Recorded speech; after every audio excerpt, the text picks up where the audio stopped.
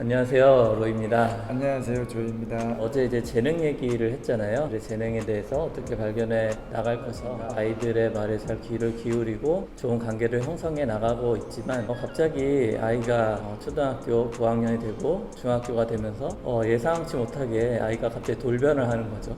이렇게 갑자기 잘 지냈었는데 이유를 알 수 없이 아이가 반항아가 된 거예요. 사춘기 증상이라고 볼 수도 있는데 좋은 관계를 유지한 자녀들 간에는 이렇게 격변의 시기는 오지 않는 경우도 있는 것 같아요. 하지만 아이가 반항함으로 인해서 사춘기가 시작되는 그 시기를 겪는 부모님들이 분명히 있어요. 조이님도 지금은 잘 관계를 유지하고 있지만 또 갑자기 그렇게 될 수 있단 말이죠. 당연히 예. 저는 예상하고 있습니다. 갑자기 그런 일이 닥친다면은 우선 사춘기가 왜 발생되는지 먼저 고민을 해봐야 될 것 같아요. 네. 아이들은 엄마한테서 배에서 나와서 이제 성장을 하잖아요. 근데 그 성장 과정에서는 자기 의사를 표현할 수 없는 조건에서부터 시작이 됐죠. 절대적으로 부모님들한테 의지할 수 있는 상황이 되는 겁니다. 순종하는 거죠. 약자로서의 그 부모님한테 순종하고 따라야 되는 거예요. 그래야 자기의 생존을 지킬 수 있는 거죠. 네, 의식을 하든 무의식. 그러니까 이제 이성적인 판단을 하고 자기가 자아를 가지고 있는 시기가 사춘기거든요. 그때는 어떤 생각을 하냐면 자기는 독립적인 존재인데 지금까지의 삶은 생존을 위해서 부모님한테 의존하기 위한 순종적인 아이로 커온 거예요. 근데 이제야 드디어 본연의 자기의 자아를 찾아내기 시작하는 거죠. 그렇기 때문에 부모들이 봤을 때는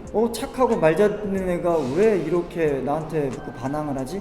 그게 아니고요. 그 아이는 이제야 본연의 색깔을 찾기 시작한 거죠. 이제야 자기가 생각하는 거죠. 아, 나는 누구일까? 나는 어디에서 왔을까? 나는 무엇을 해야 되지? 나의 꿈은 무엇이?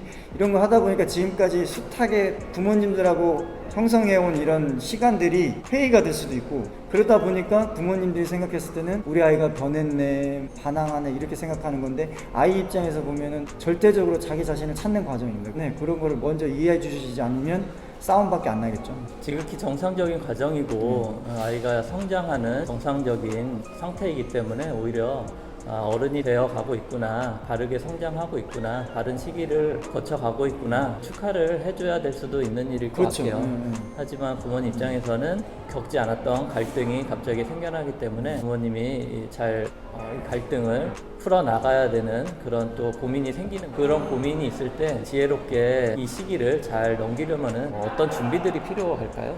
일단은 아이들이 반항한다고 인지를 하시면 안 되고, 아, 드디어 자기의 존재를 찾아가는 과정에 들어섰구나 라고 이렇게 바라보셔야 됩니다. 좀 여유롭게 문을 잠글 수도 있고 아니 문을 쾅 닫을 수도 있고, 근데 이런 과정들이 부모님들을 거부하려고 하는 게 아니라 지금까지 부모님들하고 맞춰온 자기 자신에 대해서 이제 회귀 분석을 하는 거거든요. 예.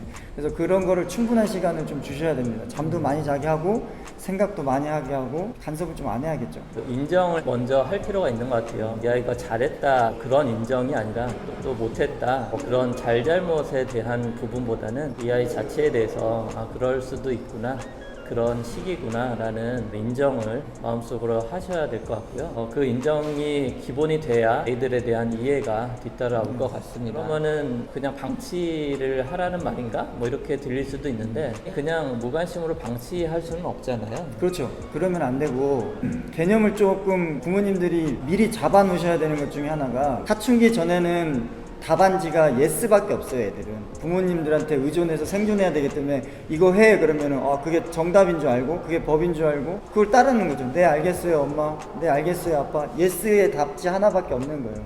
사춘기에 들었으면은 예스하고 노가 생기는 거죠.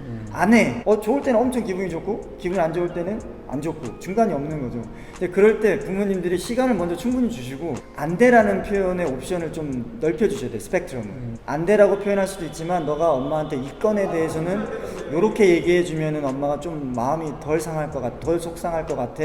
하나에서 예스 노로 됐는데 이 노의 대답에 조금 한 번 더 쪼개줘. 오늘 이렇게 짧게 얘기를 나눠봤는데요. 부모님들에게 도움이 되셨으면 좋겠습니다. 다음에 더 좋은 주제로 찾아뵙겠습니다. 로이였습니다. 네, 조이였습니다. 좋아요, 구독, 알림 설정 부탁드립니다.